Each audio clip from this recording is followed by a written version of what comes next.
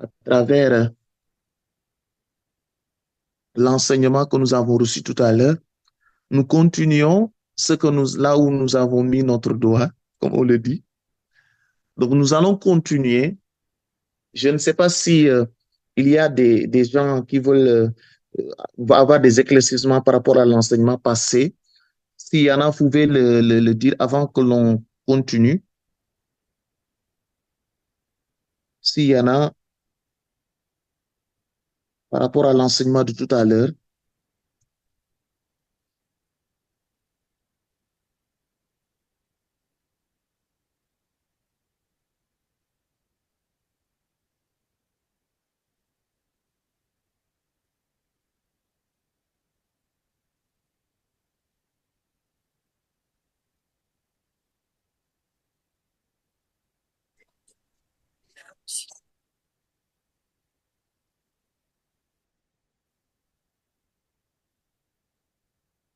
Donc, tout à l'heure, nous avons commencé par donner un contexte dans lequel nous faisons cet enseignement.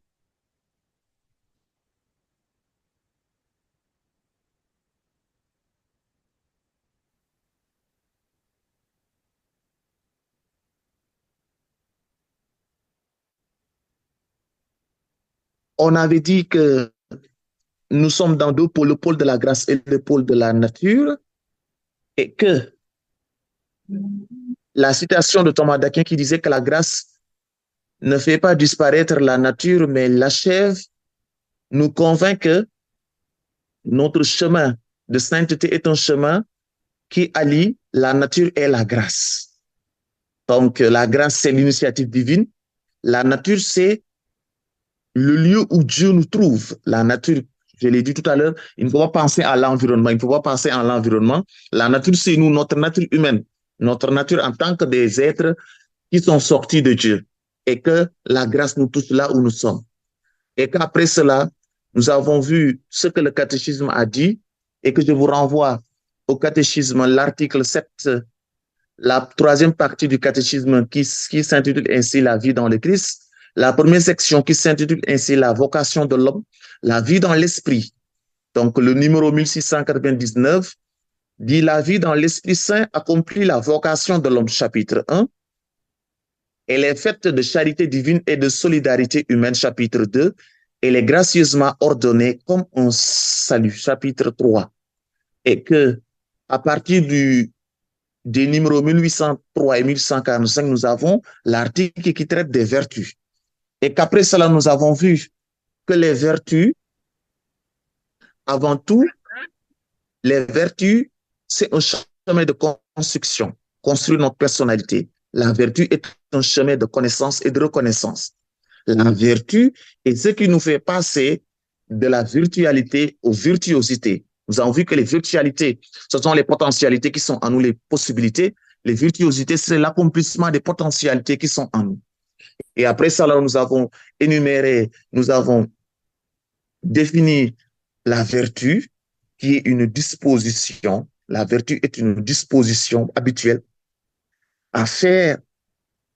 C'est une disposition habituelle. Elle ferme à faire le bien. Elle permet à la personne non seulement d'accomplir des actes bons, mais de donner du meilleur d'elle-même. De toutes ses formes sensibles et spirituelles, la personne vertueuse tend vers le bien, elle le poursuit, elle le choisit en des actes bons, en des actes concrets. Donc la vertu, si on est vertueuse, on tend vers le bien. Si on est vertueux et vertueuse, on tend vers le bien. Et en tendant vers le bien, on poursuit. Les verbes ici sont très importants. Tendre, poursuivre, choisir. Tendre, poursuivre, choisir. Quand on est vertueux, on tend vers le bien, on poursuit ce bien, on ne part ni à gauche ni à droite, on poursuit ce bien, c'est comme je disais tout à l'heure, la fin à laquelle nous sommes appelés, et on choisit toujours le bien. Quand on est vertueux, on choisit le bien dans des actes concrets. Donc la vertu s'exerce dans le concret de l'existence. Et nous avons cité, nous avons lu Philippiens 4:8, mais aussi nous avons cité la pensée de Saint Grégoire de Nice. Le but d'une vie vertueuse consiste à devenir semblable à Dieu. Donc on a disséqué la définition pour voir Qu'est-ce que la définition dit? Nous avons vu que la vertu est une disposition. Disposition, cela signifie qu'il y a déjà un ordre, il y a déjà quelque chose qui est donné et que la disposition met de l'ordre dans ce qui est donné. Une disposition, cela veut dire qu'il y a quelque chose à mettre en ordre. Pour la vertu, la disposition signifie qu'il y a un avoir et un être. Nous avons déjà un être et la disposition est de l'intérieur. Ce n'est pas quelque chose qui est surajouté, c'est quelque chose qui entre en nous.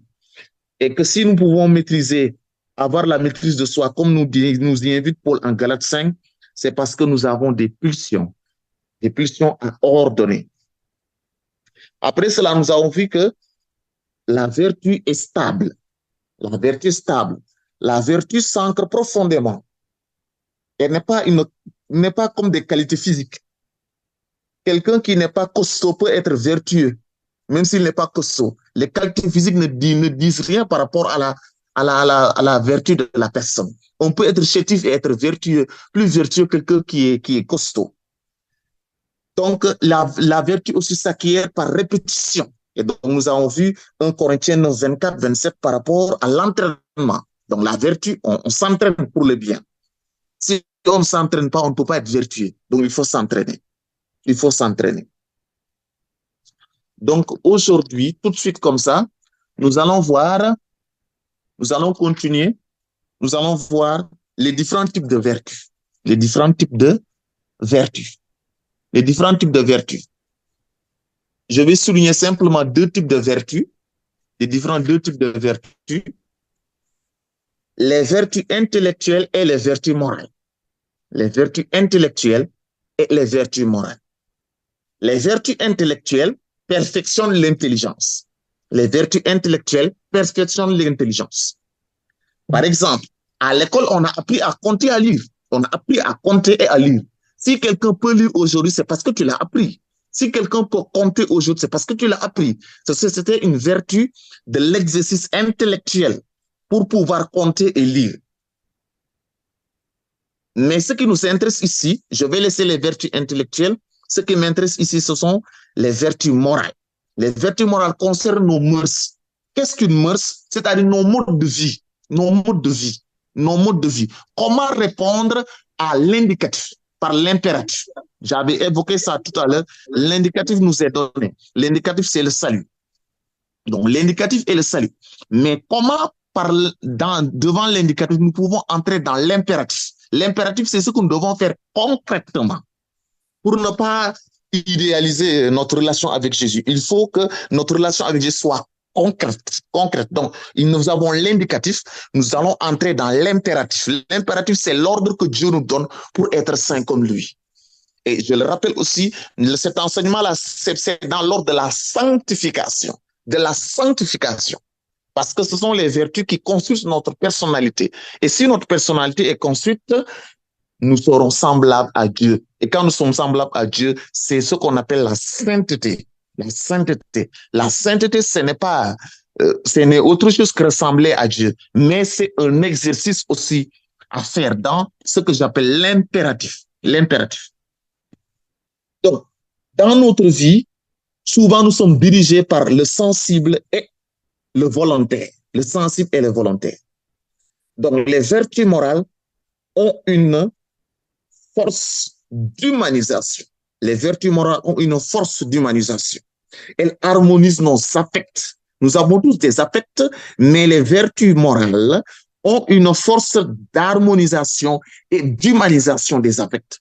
Les affects, on les humanise, on les harmonise pour que les affects puissent contribuer à la sainteté. Sinon, nos affects seront désordonnés. Et si nos affects sont désordonnés, nous sommes dans la chair, ce que Paul appelle la vie dans la chair. La vie dans la chair, ce sont les affects qui sont désordonnés. Et la vertu consiste à ordonner les affects pour que les affects puissent participer à la fin vers laquelle nous tendons. Vers laquelle nous tendons. Je vais citer quelques vertus morales ici.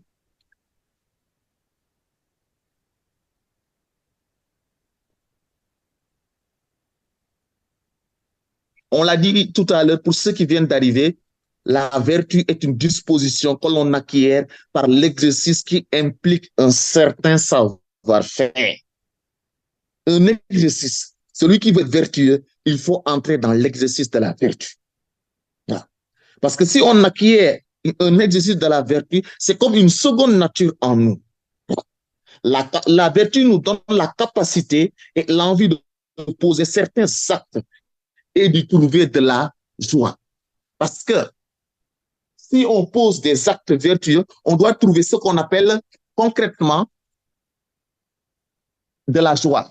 Quelqu'un qui pose des actes vertueux, normalement, tu trouves du plaisir. Plaisir ici, c'est dans le sens de la joie.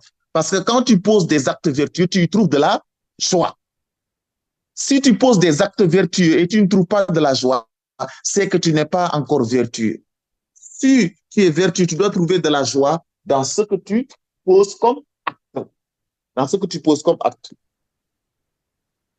J'ai l'impression que j'ai perdu la feuille où j'avais mis cette partie. Non, c'est pas grave. Je vais la retrouver par la grâce de Dieu. Je vais retrouver cette feuille. Je vais retrouver la fiche là où j'ai mis cette partie. Excusez-moi.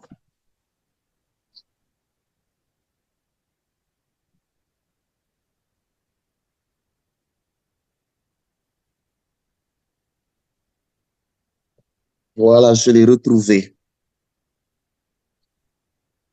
Donc, si nous posons des actes vertueux, nous y trouvons trois signes. Trois signes. Le premier signe, c'est la fermeté. La fermeté. La fermeté. La fermeté signifie la facilité et non la monotonie. Si on dit la fermeté ici, si on pose un acte vertueux et on est ferme, c'est parce qu'il y a de la souplesse, une liberté intérieure à faire le bien. Si devant une proposition de bien, on est attiré par une liberté intérieure à faire ce bien, donc on est dans le chemin de la vertu. Une liberté intérieure, une souplesse, les actes vertueux et huilés sont huilés, les actes vertueux sont huilés, c'est-à-dire on ne trouve pas de frein à faire le bien. Si on est vertueux, le fait de faire du bien est souple, est souple. Il n'y a pas de frein, on est souple à faire le bien. Donc, on reconnaît une vie vertueuse par la facilité à passer d'une sollicitation à faire un acte bon. Donc, la fermeté. Après la fermeté, le troisième signe, c'est la netteté. La netteté. La netteté ici, c'est sortir de l'hésitation. Quand on est vertueux, on n'hésite pas à faire le bien. On n'hésite pas. On n'hésite pas à faire le bien. On n'hésite pas. On exclut toute hésitation. Parce qu'on est net avec l'élan qui est à l'intérieur de nous.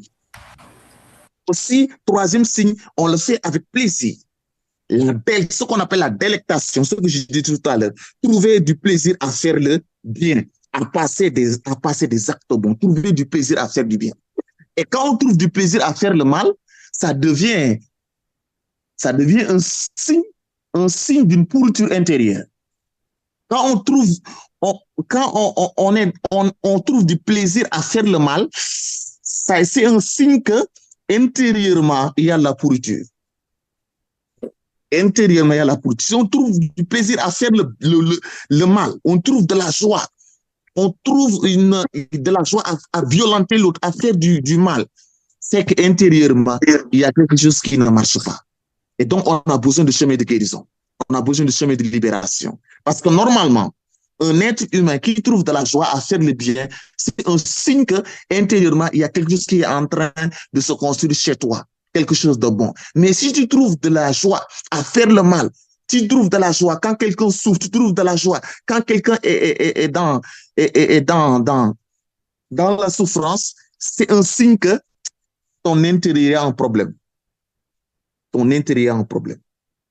La vertu nous rend maître de nous-mêmes. La vertu nous rend maître de nous-mêmes. La vertu nous rend maître de nous-mêmes.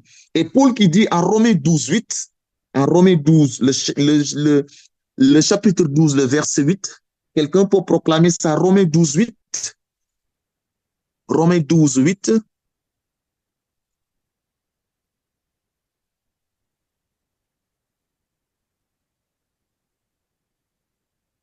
Quelqu'un peut proclamer Romains 12, 8.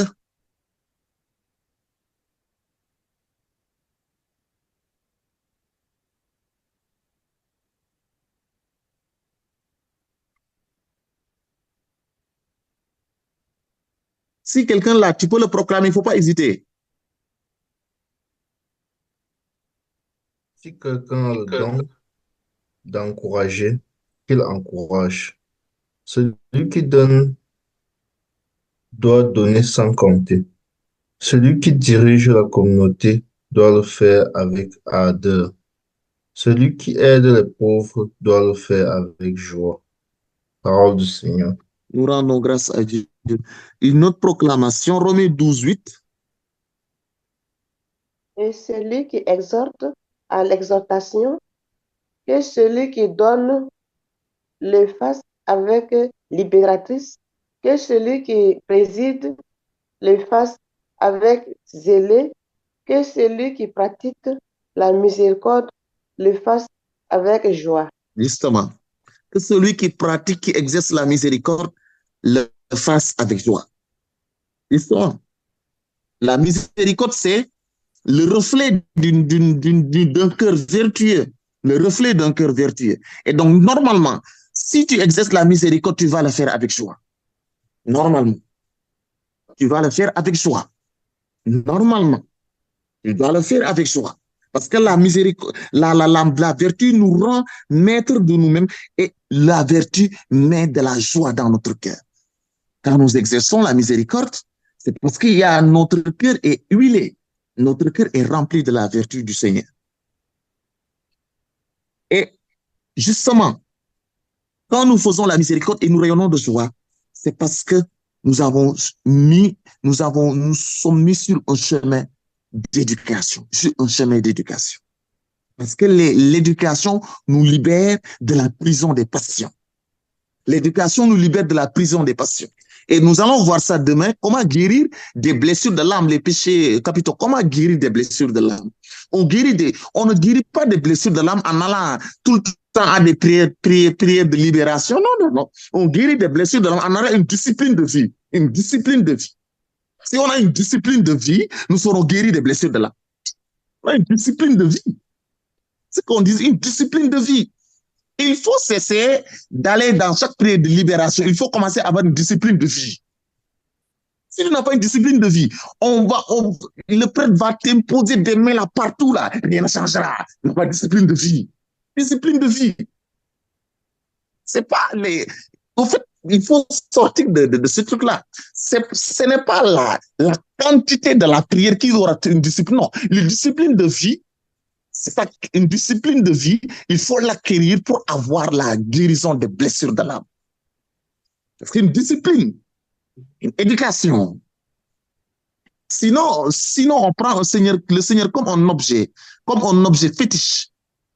Le fétichisme spirituel, ça existe. On prend le Seigneur comme un objet fétiche. Donc, il faut avoir une discipline de vie pour sortir des étroitesses des blessures de l'âme.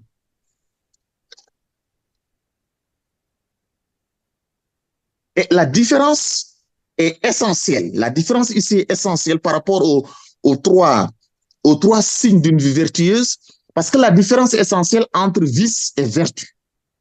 Les vices contribuent à détruire la personnalité. Les vices détruisent la personnalité. Les vices détruisent la personnalité. Les vices, c'est quoi? Une vice, c'est un habitus à faire le mal. C'est-à-dire, tu es tellement enclin à faire le mal que ça devient une sorte de deuxième nature en toi. Le fait de faire le mal, ce n'est rien pour toi, c'est habituel. Et aujourd'hui, dans la société, surtout les sociétés occidentales, tu vois des personnes qui disent que c'est mon identité, c'est-à-dire le fait de faire le mal est arrivé jusqu'à ce que tu l'as identifié à ton identité. Ton identité. Ton identité. Et donc, parce que ces vices-là détruisent ta personnalité. Tu ne sais plus si tu es quoi. Tu ne sais plus si tu es femme, tu es homme, tu es quoi. Tu ne sais plus. Parce que le fait d'acquérir des vices a détruit ta personnalité. Tu as détruit ta personnalité. Tu t'es détruit à cause des vices.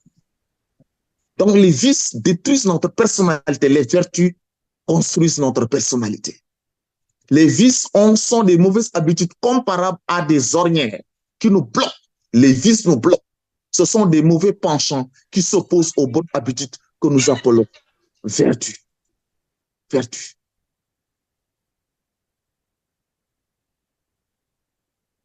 Donc, on a cité tout à l'heure le catéchisme de l'Église catholique au numéro 1803.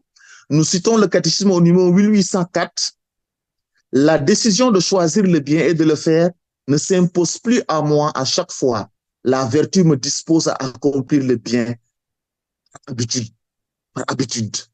Les vertus procurent à l'homme facilité, maîtrise et joie pour mener une vie moralement bonne. Donc, ce que le catéchisme a confirmé, ce que nous avons dit tout à l'heure, sont les signes d'une vertueuse. Maintenant, nous allons voir les vertus humaines, ce que j'appelle toi les vertus morales, et les vertus théologales. Les vertus théologales, on va le voir après-demain, après avoir traité de la blessure et comment le guérir de la blessure pour pouvoir aussi accueillir les vertus théologales. Parce que les principales attitudes humaines sont classées en 4 catégories.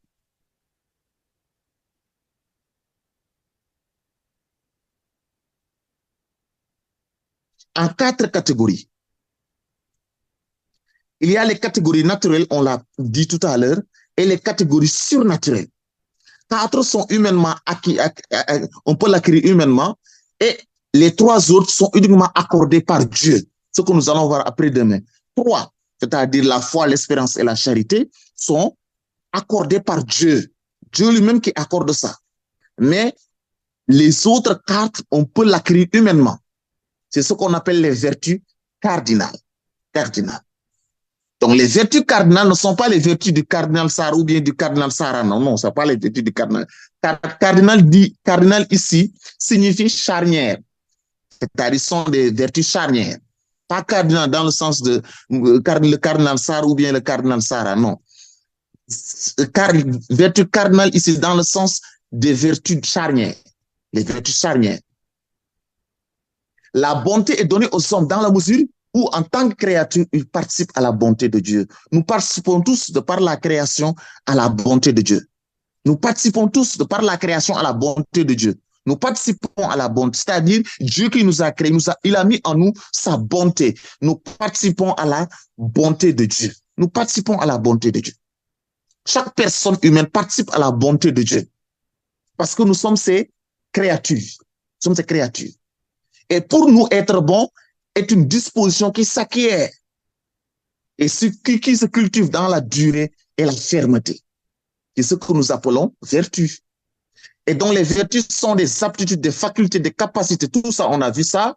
Les vertus morales sont des facultés qui permettent à nos actes bons d'être exécutés facilement en nous procurant de la joie. Et cela nous donne la joie au cœur et la joie aux autres.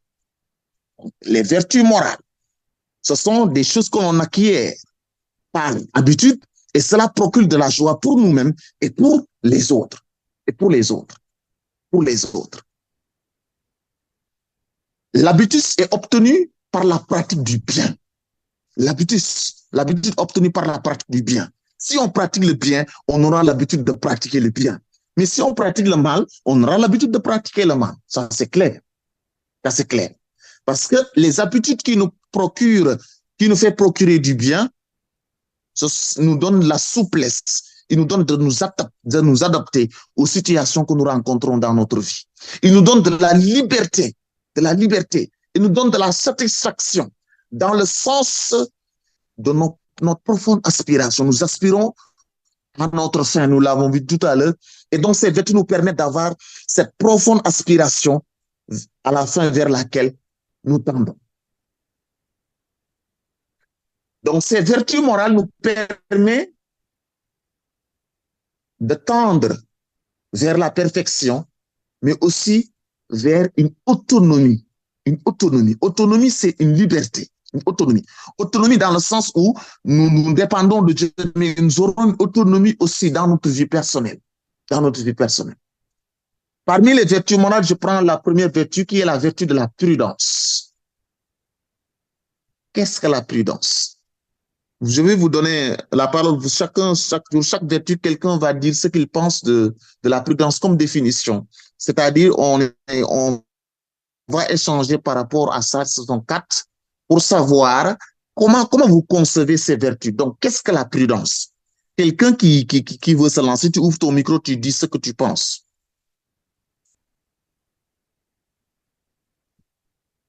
Qu'est-ce que la prudence?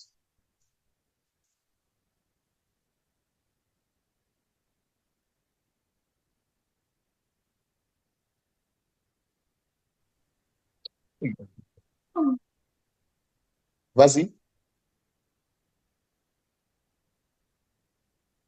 Oui. La prudence, réflexion avant action. OK. Et joie. Amen. Bonsoir, Abbé, bonsoir tout le monde. Voilà, je vais essayer de répondre à la question. Pour moi, la prudence, c'est l'attitude de quelqu'un qui est attentif afin à tout ce qui peut causer un dommage, qui réfléchit aussi aux conséquences de ses actes et qui agit aussi de manière à éviter toute erreur. Merci. Merci.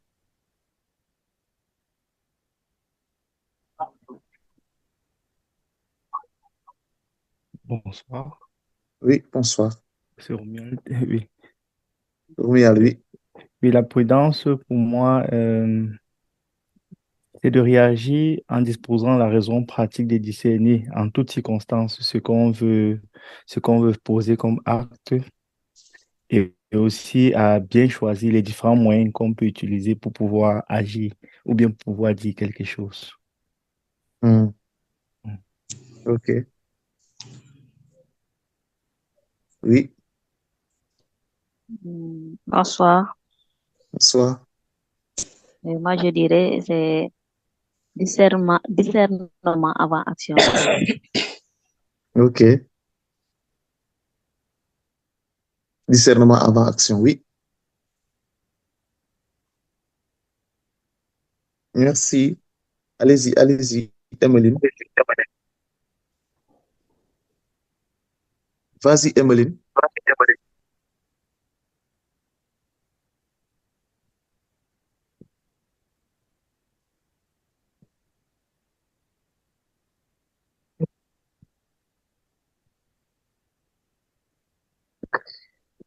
Il y a un problème de réseau.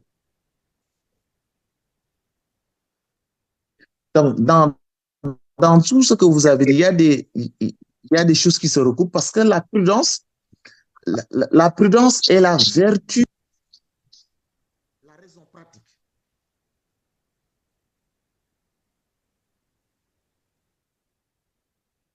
Donc, la prudence est la vertu qui dispose la raison pratique à discerner en toutes circonstances le bien véritable et à choisir les justes moyens pour l'accomplir.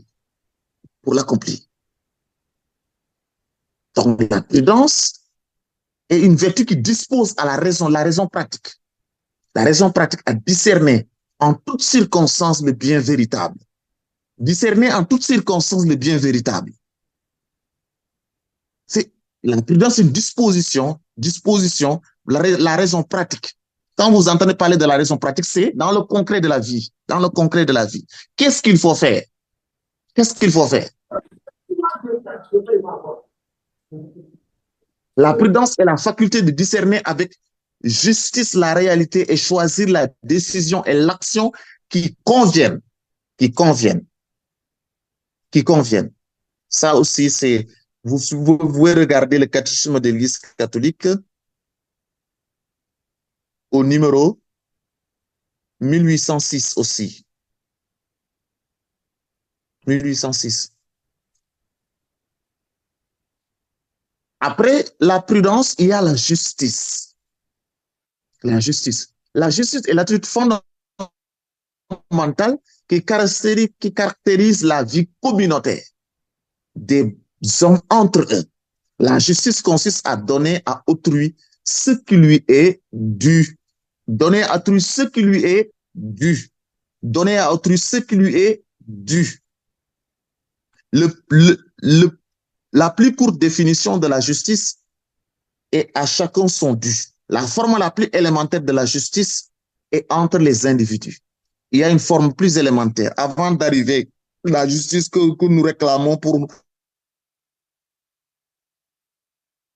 la société, et entre nous. Donc, donner à chacun ce qui lui est dû.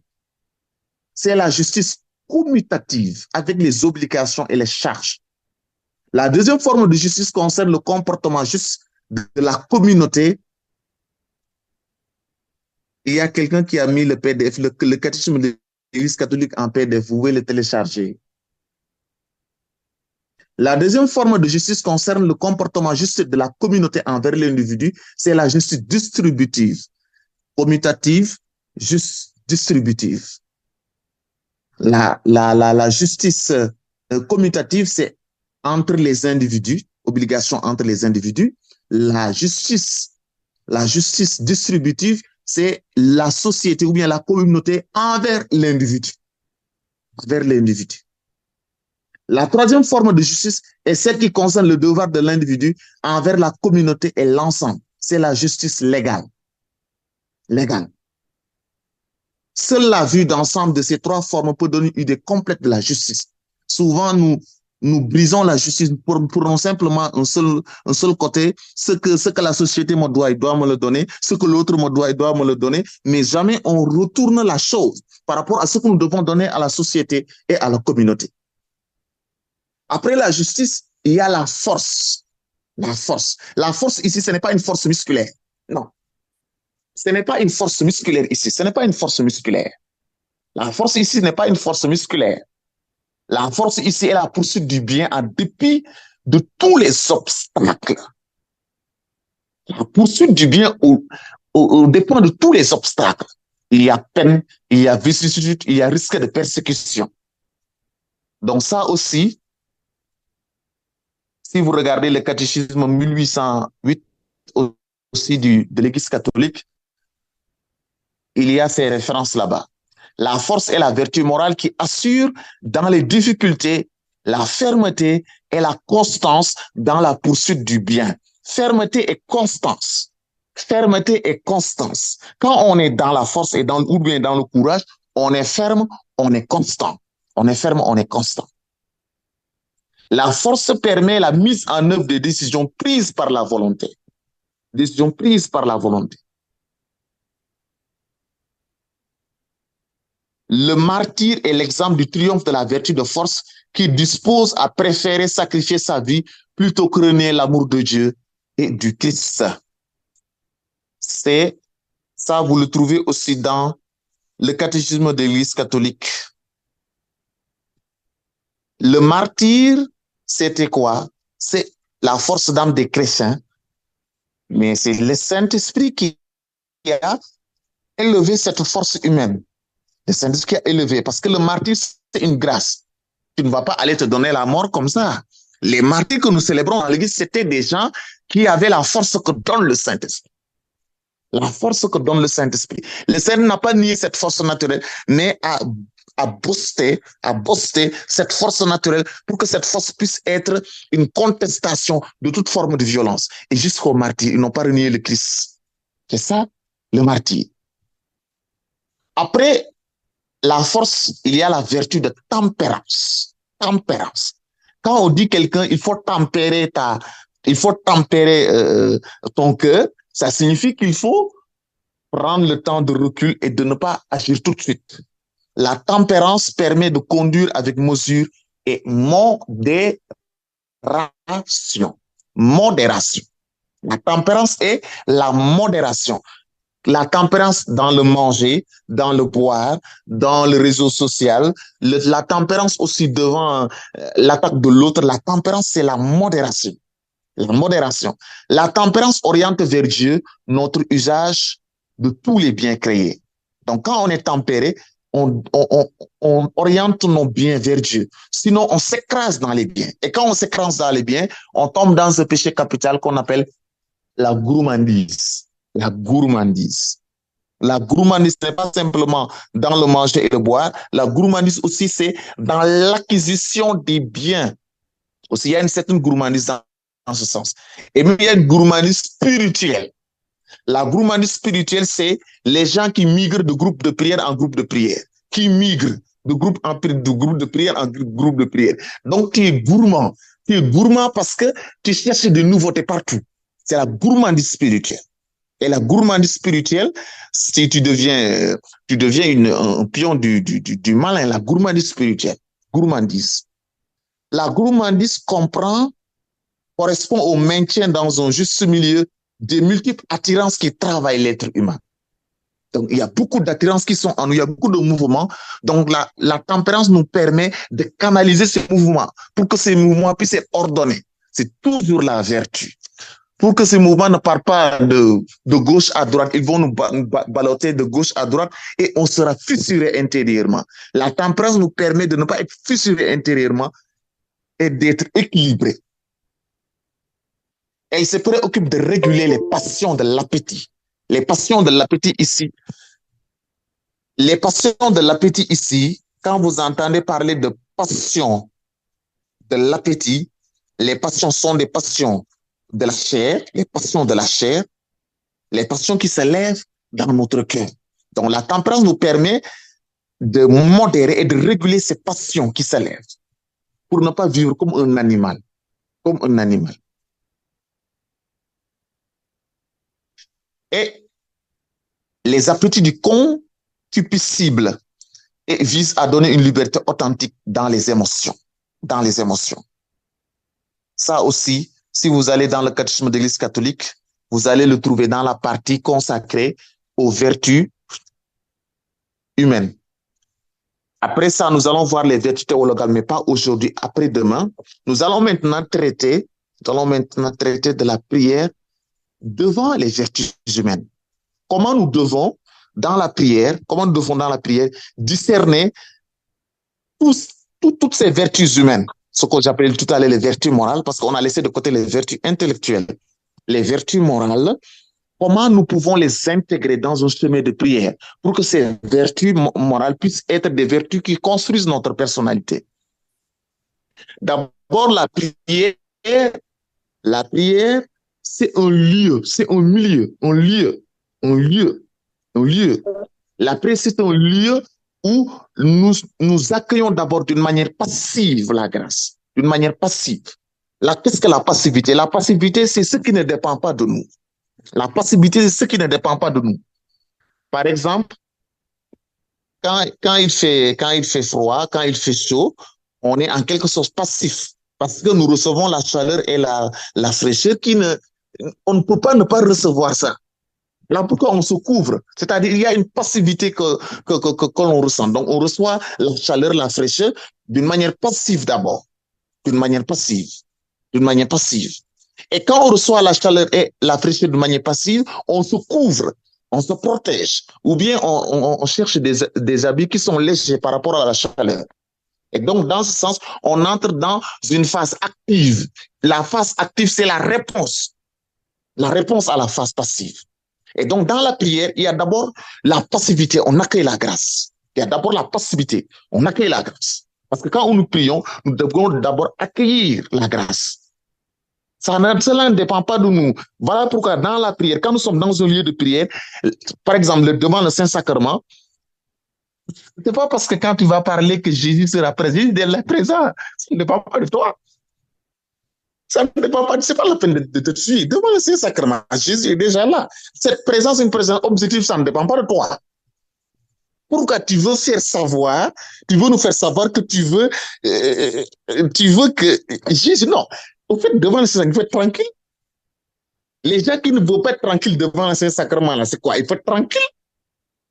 Devant le Saint-Sacrement, sois tranquille. Ne cherche pas à chercher quoi? Jésus est déjà prêt. C'est une présence objective. Tu ne peux pas changer ça.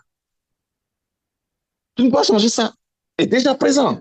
Ce que tu dois faire, c'est accueillir cette présence. C'est là-bas qu'on va entrer dans la phase active.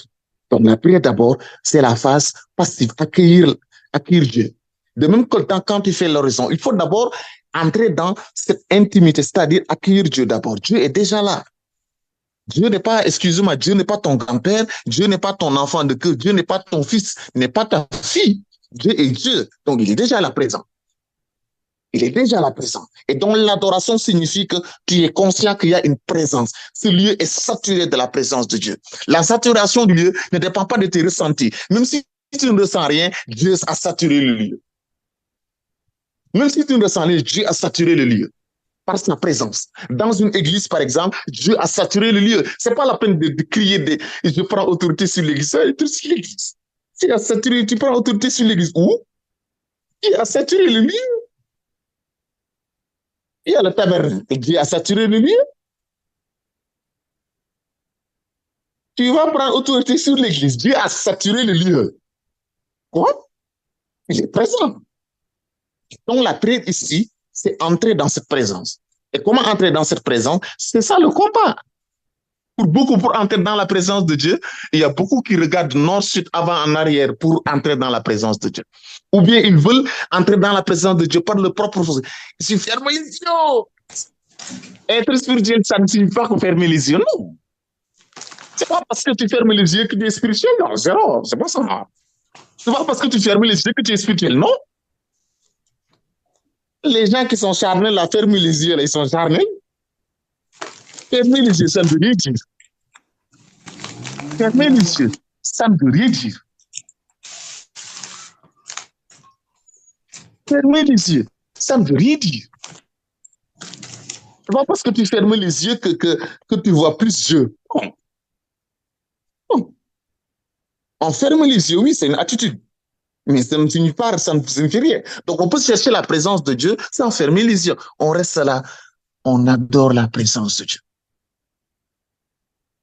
Et dans cette prière, dans l'activité et la passivité, c'est là-bas que l'on doit discerner les mouvements qui se passent dans notre cœur. Les mouvements qui se passent dans notre cœur. Parce que c'est dans la prière qu'on découvre comment nous positionnons par rapport à la prudence, par rapport à la justice, par rapport à la force, par rapport à la tempérance. Dans la prière. La prière. La prière, quand je parle de prière ici, là, je parle de prière comme un lieu d'écoute, comme un lieu d'écoute et un lieu de discernement. Parce que pour pouvoir appliquer ces vertus morales dans notre vie, nous devons être équipés de la prudence que donne Dieu. Ou si vous voulez, la prudence que donne le Saint-Esprit, le discernement que donne le Saint-Esprit. Le discernement que donne le Saint-Esprit. Et donc, quand on entre dans le discernement, on peut voir ce qui se passe dans notre cœur, ce qui se passe dans notre vie.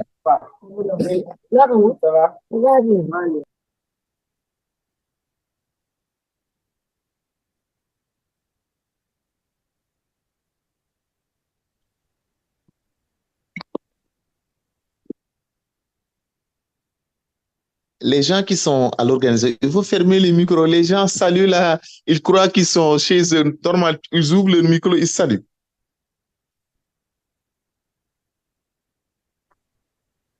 Donc, dans la prière, nous avons le discernement des mouvements qui se passent dans notre cœur. Parce que sans discernement, on ne peut pas connaître les mouvements qui sont dans mon cœur. Donc, il faut que je discerne les mouvements qui sont dans mon cœur, dans la prière, pour savoir là où je me positionne par rapport à la prudence, par rapport à la force, par rapport à la justice, par rapport à la tempérance. Parce que ces vertus morales sont aussi en relation avec autrui, en relation avec la vie d'autrui. Si je prends l'exemple de la prudence, non seulement la prudence suppose la science, la prudence suppose la science et la sagesse. Parce que la prudence doit guérir de l'ignorance. Et pour sortir de l'ignorance, il faut une capacité de silence et d'écoute. L'ignorance, c'est quelqu'un qui, comme moi, parle beaucoup. Tu sens c'est quelqu'un qui parle beaucoup, comme moi. C'est ça qu'on appelle l'ignorant. Regardez dans une assemblée. Il y a des personnes qui veulent parler tout le temps. Briser les autres pour que parler. Avant que l'autre finisse, tu coupes sa parole. Ou tu veux parler, tu es ignorant. Parce que la prudence suppose la science et la sagesse.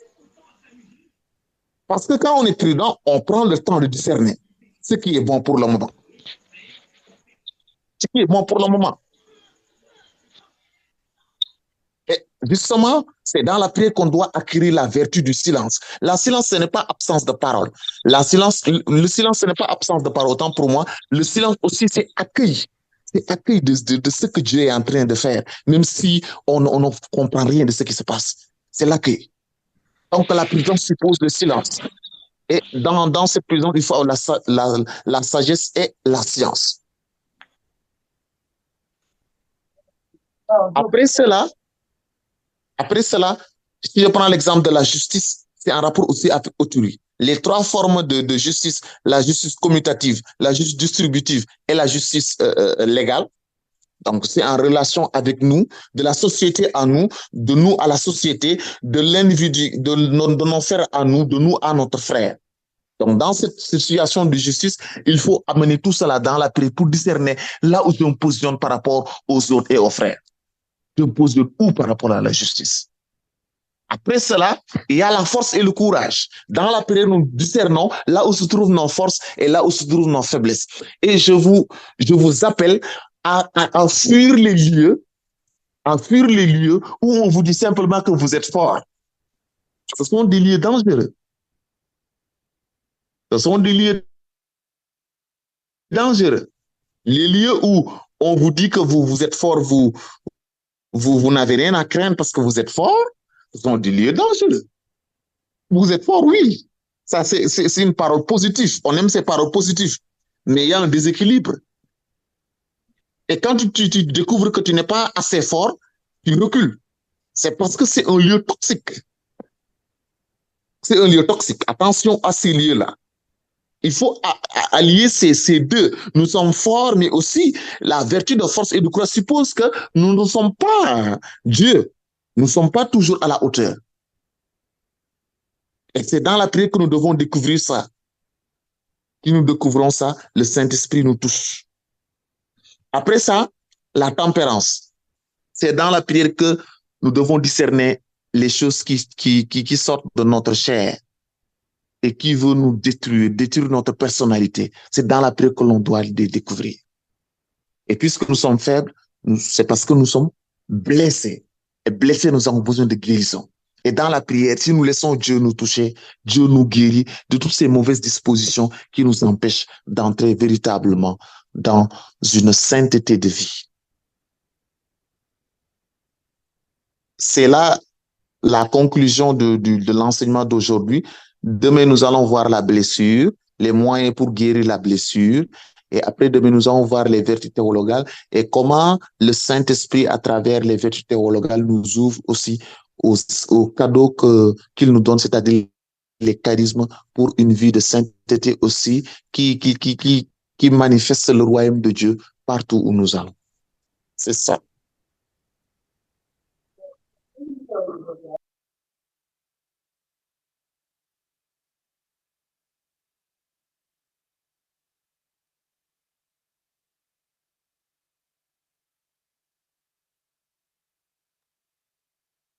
Oui, nous entrons dans le temps des questions et des éclaircissements avant que nous commencions l'intercession.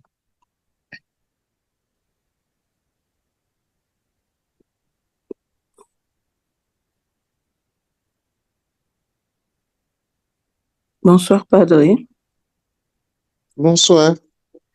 Quelque part, vous avez parlé de la netteté. Oui.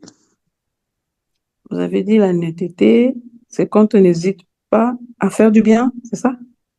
Oui.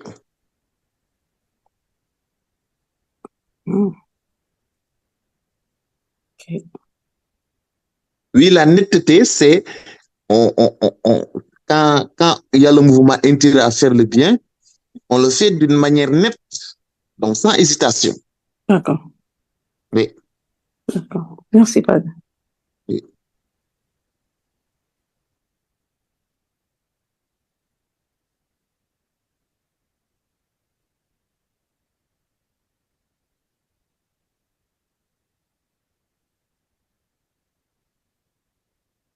Bonsoir, Patrick. Bonsoir. Voilà, si je comprends bien, la vertu de force, euh, c'est une vertu qui s'acquiert par la répétition des actions qui sont bonnes, n'est-ce pas? Mhm. Donc, est-ce que nous pouvons avoir des exemples concrets de la vie des saints qui ont eu à manifester cette vertu de force face au danger, face à la mort ou face à quelconque situation? Oui, tout à l'heure, j'ai donné l'exemple des martyrs. Donc, presque chaque saint a développé la vertu de force. Ses forces. Pour être saint, il faut développer la vertu de force. Ça, c'est clair. Chaque saint a développé la vertu de force, ou bien la vertu qu'on appelle force ou bien courage. Chaque saint a développé ça. Mais chacun avec son tempérament. Pour ce qu'on a vu dans le premier enseignement par rapport au caractère, chacun avec son caractère, avec sa personnalité. Parce qu'il y a des saints qui sont bouillants, il y a des saints qui sont moins bouillants. Par exemple, un François Xavier, il est bouillant. Thérèse d'Avila, Thérèse de l'Enfant Jésus n'est pas bouillant.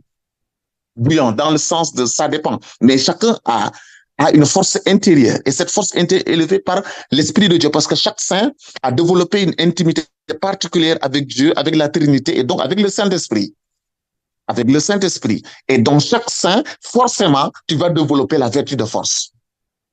C'est force. Forcément, il va développer la vertu de force et de courage. Parce que chaque saint, tu es confronté à ce qu'on appelle le combat spirituel. Le combat spirituel, je l'avais dit ici, ce n'est pas un combat extérieur, c'est d'abord un combat intérieur. Et pour mener ce combat intérieur, tu as besoin de la vertu de force. Devant les découragements, devant les persécutions, devant les contrariétés de la vie. Et l'exemple typique de la vertu de force élevée par le Saint-Esprit, c'est la vie des martyrs. C'est la vie des martyrs. Parce que les martyrs ont donné leur vie, ils ont versé leur sang pour ne pas renier le Christ. C'est-à-dire ils ont eu la force. Et dans les actes des martyrs, quand vous lisez les actes des martyrs, surtout les premiers martyrs, les saintes Cécile, sainte Anastasie, sainte Anastasie et les saints Portins là, donc vous voyez comment les martyrs se préoccupaient de leur pureté que des flammes. C'est les saintes Anastasie là, elle se préoccupait de leur pureté, elle était en train de couvrir leur nudité. Elle ne se préoccupe pas du feu qui est en train de les enflammer. Et on est étonné par ça. On est étonné, c'est parce que ils étaient entraînés par le Saint-Esprit, ils ont eu cette force-là. Et le martyre, c'est une grâce. Et chaque saint a développé la force et le courage, ça c'est clair. Chaque saint l'a développé. Tu peux trouver beaucoup d'exemples spécifiques, mais chaque saint a développé. Mais chacun selon sa personnalité, son histoire personnelle et la manière dont il est saint. Parce que chacun a une manière spécifique d'être saint. La sainteté est commune à tous les baptisés, mais la manière de développer la sainteté est différente d'un saint à une autre, à un autre ou bien à une autre. C'est différent d'un saint à un autre, d'une sainte à une autre. Parce que la manière dont Thérèse de Lisieux, avec sa confiance, avec son abandon au Seigneur est devenue sainte, ce n'est pas la manière dont François d'Assise est devenu saint, c'est pas la manière dont Mère Teresa, qui est plus récente, est devenue saint, c'est pas la manière dont Carlos Acutis sera saint, un petit jeune qui a développé sa sainteté par l'amour de l'Eucharistie. Donc, il y a différentes personnalités de sainteté dans l'Église. Mais chaque saint développe la force, ça c'est clair.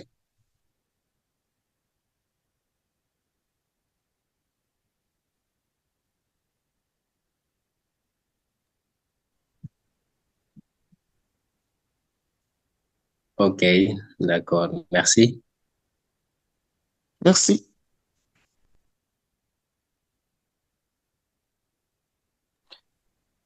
Oui, Joie. Oui. Padre, moi, j'ai deux questions. Oui.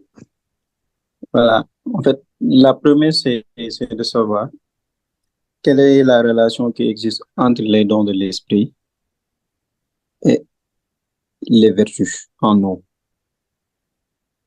Voilà. Et la deuxième question, c'est que est-ce que les dons, non, est-ce que les vertus peuvent finir par être un charisme?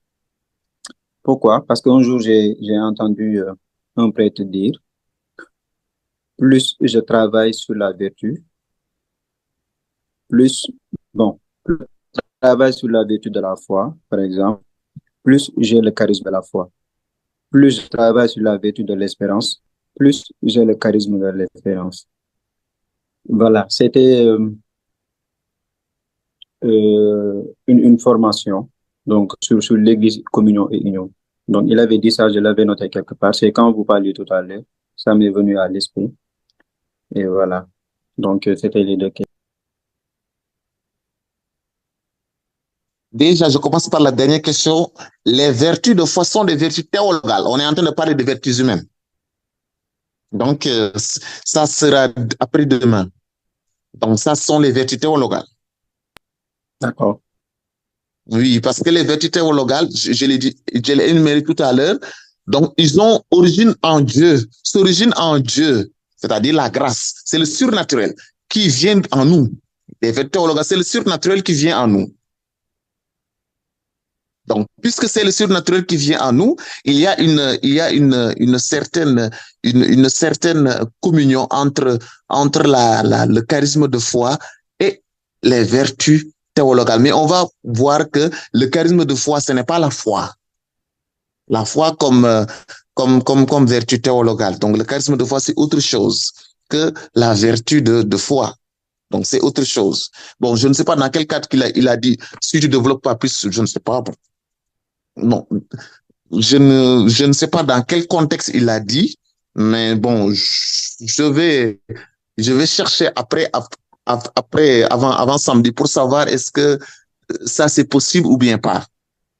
Ça paraît être possible, mais je ne sais pas encore. En fait, il a dit, je peux dire ce qu'il a dit, si possible. Oui. Voilà. En fait, il a dit qu'il y a une communion verticale, c'est-à-dire entre nous et Dieu. Il donnait les deux dimensions de la communion dans l'Église, la communion verticale et horizontale. Après, il dit que la communion verticale, c'est-à-dire communion avec Dieu, cette communion n'est pas matérielle mais spirituelle. Et Dieu communique avec nous par la grâce baptismale à travers les vertus, les 3 vertus théologales et les 7 dons. Maintenant, il dit que les dons de l'esprit amplifient les vertus en nous. Donc, les dons complètent, galvanisent, amplifient les vertus et les mènent vers la perfection. C'est pourquoi il dit après les dons, c'est Dieu qui agit directement en nous. Mais nous devons coopérer à cette communion à laquelle Dieu nous appelle. Et nous devons demeurer en état de grâce. Après, il finit par dire, ces dons sont en chacun de nous de façon permanente. Mais nous devons les activer. Pour les activer, il faut activer les vertus en nous et les vertus, il faut les exercer. Plus je travaille sur la vertu de la foi, plus j'ai le charisme de la foi. Plus je travaille sur la vertu de l'espérance, plus j'ai le charisme de l'espérance. Voilà, c'était dans ce contexte. Oui, je comprends parce que aussi, il y a une amalgame entre charisme et don. Les 7 dons, c'est en chaque baptisé. Mais chaque baptisé n'a pas reçu tous les charismes. Donc, il y a une différence entre don et charisme dans ce sens. Les 7 dons de l'Esprit Saint, nous l'avons tous reçus. Nous tous qui avons les sacrements de l'initiation chrétienne, nous avons les 7 dons de l'Esprit Saint, nous tous, autant que nous sommes. Mais nous n'avons pas tous les charismes. Et donc, ce qu'il a dit, c'est vrai, les dons, nous l'avons tous reçus. Les dons aussi ont besoin d'être exercés, d'être activés, dans le sens où on ne reçoit pas un don, on s'assoit dessus. C'est un peu, ça s'apparente à l'évangile des talents. On ne reçoit pas quelque chose, on s'assoit dessus. Il faut le déployer. Et donc, en amont aussi, en amont des dons, nous avons reçu les 3 vertus théologales depuis le baptême, la foi, l'espérance et la charité. Et il y a une communion, ça c'est sûr, entre les 7 dons et les vertus théologales. Parce que les vertus théologales, nous, en les activant aussi, en marchant avec les vertus théologales, on développe une communion avec les dons que nous avons reçus du Saint-Esprit. Mais après viendra les charismes que nous recevons comme don aussi, mais charisme dans le sens de grâce, dans le sens de grâce. Et donc, ces charismes, tout le monde n'a pas reçu tout le monde n'a pas reçu tous les charismes, mais il y a certains qui ont reçu tel charisme, l'autre a reçu tel charisme, et ces charismes aussi sont dans le sens de manifester le royaume de Dieu. Mais les dons du Saint-Esprit et les vertus théologales sont sanctifiants. C'est pour la sanctification. Donc, les charismes ne sont pas tout de suite pour la sanctification. Tout de suite, je dis. Ça peut participer à ça, parce que si on exerce un charisme, on est conscient de ce que nous sommes en train de faire, le charisme peut nous amener à plus exercer les vertus théologales et les 7 dons de l'Esprit Saint. Les 7 dons de l'Esprit Saint. Oui, dans ce sens. Mais, bon, l'amalgame entre dons et charisme, bon, il y a une nuance dans ça.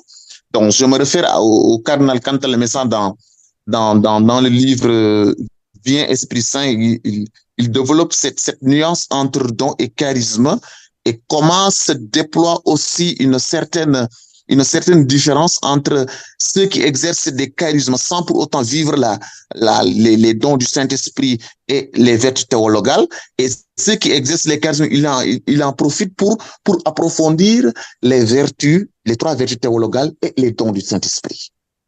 Par rapport à la première question, est-ce que j'ai oublié la première question par rapport aux vertus, c'est quoi? Donc, je n'ai pas compris. La relation entre les dons et les vertus.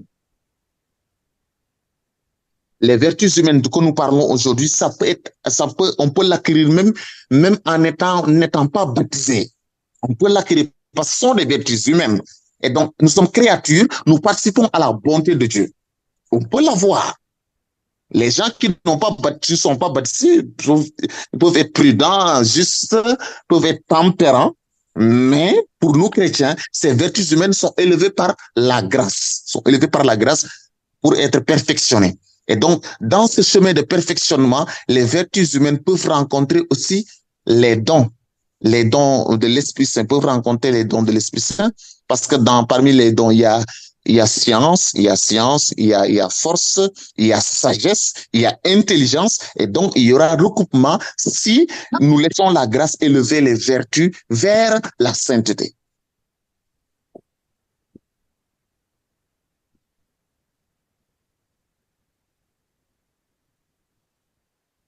C'est bon? Oui, c'est bon, merci.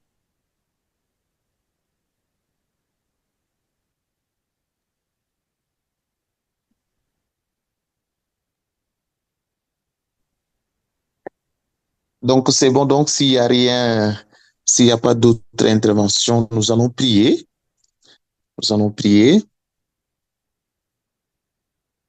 Nous allons commencer par un temps d'adoration. Et nous allons demander au Seigneur, nous tous, je dirige la prière avec mes frères qui sont là, tous mes frères qui sont là, qui sont de l'équipe. Donc, pour demander au Seigneur d'activer sa grâce en nous, sa force, son tempérament, sa justice et sa prudence par le Saint-Esprit.